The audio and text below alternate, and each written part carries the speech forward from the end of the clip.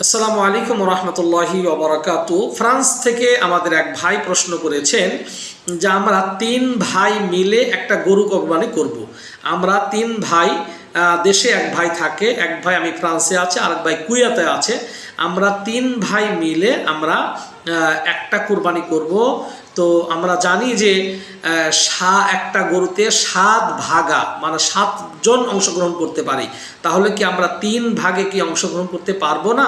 এক্ষেত্রে সমাধান কি? জাযাকুমুল্লাহ খাইর, বারাকাল্লাহু ফিকুম। জি ভাই, সর্বোচ্চ 7 জন, এক ব্যক্তি বা একটি পরিবার পরিপূর্ণ একটা উট কুরবানি দিবে, এটা সর্বোত্তম। কেউ যদি পরিপূর্ণ উট কুরবানি দিতে না পারে, পরিপূর্ণ একটা গরু কুরবানি দিবে, সেটা না পারলে পরিপূর্ণ একটা ছাগল কুরবানি দিবে। কেউ যদি পরিপূর্ণ উট কুরবানি দিতে না পারে, পরিপূর্ণ গরু কুরবানি দিতে না পারে, পরিপূর্ণ ছাগল কুরবানি দিতে না পারে, তাহলে শরীয়ত আরও সহজ করে দিয়েছেন।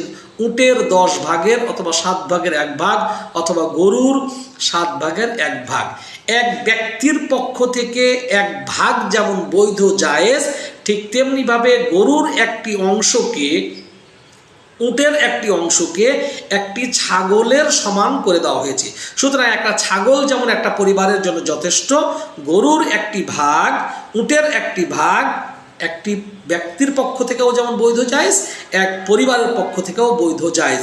সুতরাং সম্মানিত ভাইয়েরা, একটি গরুতে সর্বোচ্চ 7 জন অথবা 7 পরিবার অংশগ্রহণ করতে পারে।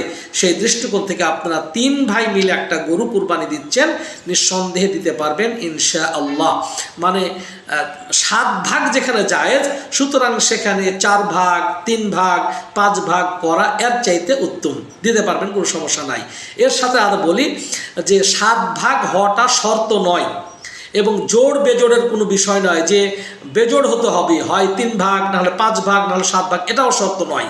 2 ভাগ, 4 ভাগ, 3 ভাগ, 5 ভাগ, জোড় অথবা বেজোড়, অর্থাৎ 7 ভাগের কম, 3 ভাগ, 4 ভাগ, 5 ভাগ, এগুলো বৈধ জায়েজ ইনশাআল্লাহ। আল্লাহু আ'লাম বিসওয়াব। সাল্লাল্লাহু